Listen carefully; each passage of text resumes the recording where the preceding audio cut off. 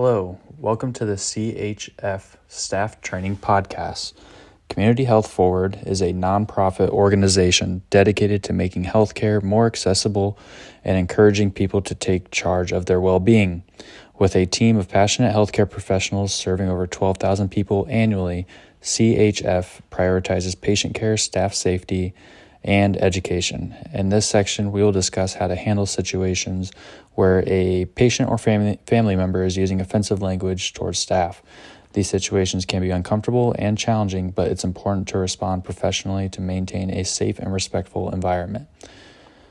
The first thing I will be talking about is recognizing offensive language. Offensive language can come in different forms. For example, verbal insults, including "you're incompetent," "I don't want someone like you treating me," and any racial, gender-based, or other discriminatory slurs. You may also hear yelling or aggressive speech. This includes a raised voice meant to intimidate or create fear. You could also hear or see derogatory written messages, notes, emails, or comments left for staff that include offensive content. You should also know how to respond. If you find yourself in a situation where a patient or family member is using offensive language, you should, 1, stay calm and professional. Avoid reacting emotionally. Maintain a neutral and composed tone. Do not retaliate with similar language or escalate the situation. You should also set clear boundaries. For example, politely but firmly let the individual know that such language is not tolerated or accepted. For example, you can say, "I understand that you're upset, but I need to ask you to speak respectfully and nicely so we can continue assisting you." You can redirect the conversation if necessary. Focus on problem solving rather than engaging with the offensive remarks. Here's an example. "Let's work together to resolve your concern." You should also know when to disengage. If the language continues to become more aggressive, step away from the conversation. If necessary, involve a supervisor or security personnel. One of the last things you should do is document the incident. Note the time, location, and details of the event. Report it to your supervisor as outlined in CHF protocols. Handling offensive language professionally helps maintain a safe and respectful workplace for both staff and patients. By staying calm, setting boundaries, and seeking assistance when needed, we can ensure that these situations are managed effectively. Next, we will discuss what staff should do if a patient or family member escalates their behavior to making threats or exhibiting hostility. Thank you. In the previous section, we discussed how to handle a situation where a patient or family member is using offensive language towards an employee. In section 2, we will build off that and discuss what staff should do if someone is making threats or exhibiting hostile behavior. Examples of threats could include the following but not limited to: verbal threats, which could look something like this being said: "You'll regret this. I'll be back for you. Don't make me do it." Other examples include written threats, which could be through emails, messages via phone, or messages written on paper. Others include physical or aggressive actions, which could look like pushing, shoving, or punching. Other threats could be vandalism, which could entail destroying company property and items, theft, which could be stealing company items, stealing patients' personal items, and lastly, weapon-related threats, which could be any kind of object that can cause injury to an individual. Recognizing these signs of potential threats can make all the difference. If any of these threats occur, employees must follow actions as stated in the CHF protocols handout, given during your employee orientation. Through these protocols, our goal is to keep all patients and employees safe during the imposed threat. If you ever come across a hostile individual imposing threats, your first action should be to stay calm and use a neutral tone and try to de-escalate the situation. Do not poke the bear any further. Assess the situation. If the individual poses harmful threats, contact security and 911 immediately to secure the scene. Do not engage in any physical actions. By engaging in physical altercations, this will escalate the situation. Keep yourself and patients out of harm's way to the best of your ability. Guide patients to a safe environment. Document the incidents from start to finish once safe. Be specific in your documentation. Say everything. Report to your supervisor immediately. This should be your first line of communication after the event. Contact your supervisor or other company employees if you need support due to trauma experienced from this scenario. Follow these steps to the best of your ability. We recognize that each situation is different, but remember, your goal is to keep all patients and employees safe. Next, we will discuss how to safely handle a physically violent patient. We previously discussed what staff should do if someone is making threats or exhibiting hostile behavior in Section 2.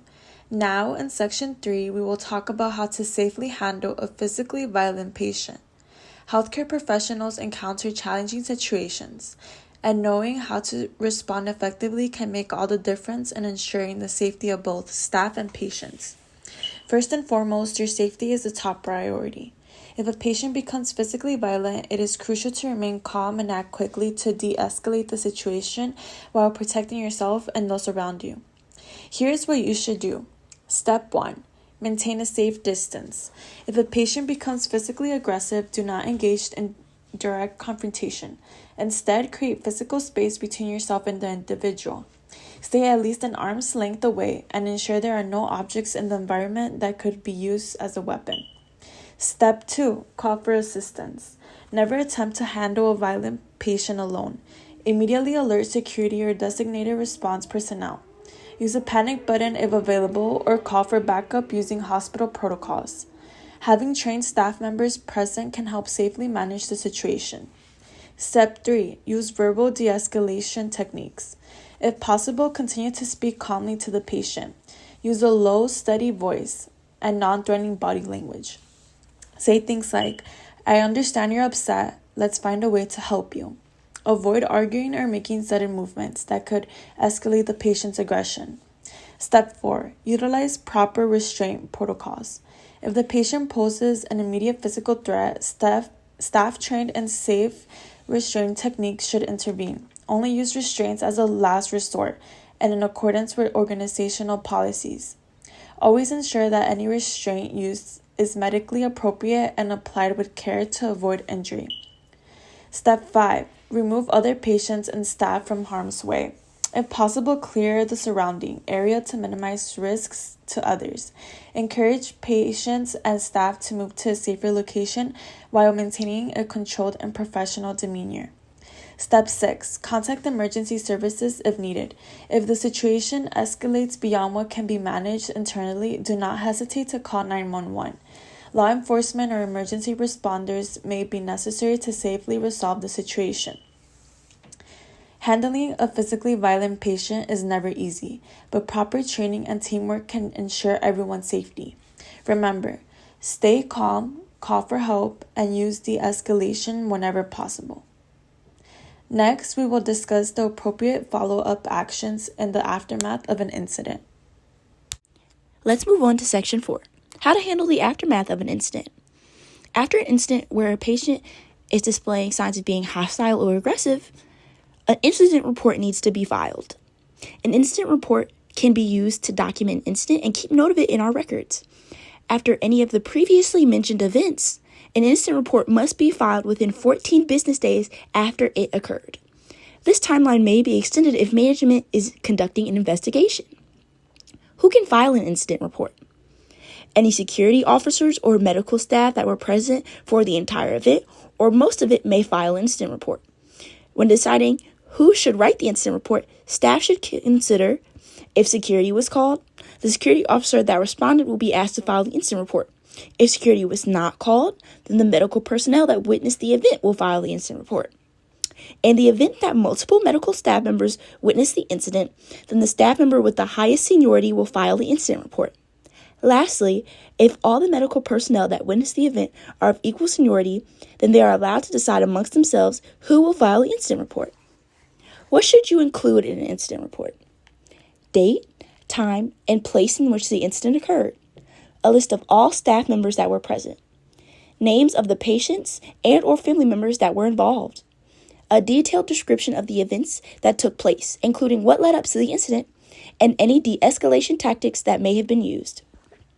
Be sure to be as thorough as possible when describing any events that occurred. If necessary, it is okay to ask other staff members for any details you may be missing. Following this description, a corrective action plan should be included as well. A corrective action plan is any steps that may have been or will be taken to prevent the incident from happening again. In a corrective action plan, examples of what can be considered corrective action can include, but are not limited to, not using certain words to avoid triggering a patient, preventing a patient from working with certain providers if they do not get along, family members that may be banned from the premises, a copy of a police report if one was filed. Before your incident report is considered complete, your supervisor must review it. After this, you and any other staff members listed in the report will need to sign off on the report, confirming that the events that occurred in the report are true. Lastly, your supervisor will sign your report officially, making it complete. So just to recap, we began with a brief introduction on how to deal with offensive language within the healthcare field. We want you all to know that this is a very possible situation that you as a healthcare representative might have to endure. So just make sure you recognize offensive language like verbal insults, aggressive speech, and derogatory written messages. One may be able to respond by staying calm, redirecting the conversation, and then taking note of what happened. Keep in mind that threats are very common when a patient doesn't feel like things are going in their favor. Verbal, physical, and written threats are very real, and you should be aware of them. If threats occur, employees must follow CHF Community Health Forward protocols to ensure keeping patients and employees safe after the threat is made apparent. Document the incident when needed to ensure validity of the situation and to ensure patients will be safe. Supervisor support is readily available if threats have become a bigger issue. On a more specific note, while rare, violence within the healthcare industry is real, and Community Health Forward has the tips needed for noticeably violent patients. Safety comes first, so act quickly to de-escalate the situation. Maintain a safe distance between you and the violent patient, and then call for assistance, as it is never known what a patient has or will do to you. All CHF employees should know restraint protocols as well. So utilizing a careful restraint should help calm the situation a bit, but this is a last resort and must be done after all patients and staff are out of harm's way. So after all these criteria are met, we must then evaluate the aftermath of the situation. After the incident, an incident report must be filed and must be filed in a timely manner. Make sure a valid person filed the incident report, typically a security guard or medical personnel with the highest seniority. Time, date, place, who was involved, the description of the situation, and de-escalation tactics are all valid for a report. Implementing a corrective action plan could help prevent future incidents from occurring or escalating. To confirm the situation, have the supervisor sign off on the report to make it complete. Thanks so much for watching Community Health Forward's podcast on analyzing hostile patients and how to help de-escalate an aggressive patient situation to ensure the safety of staff and others around.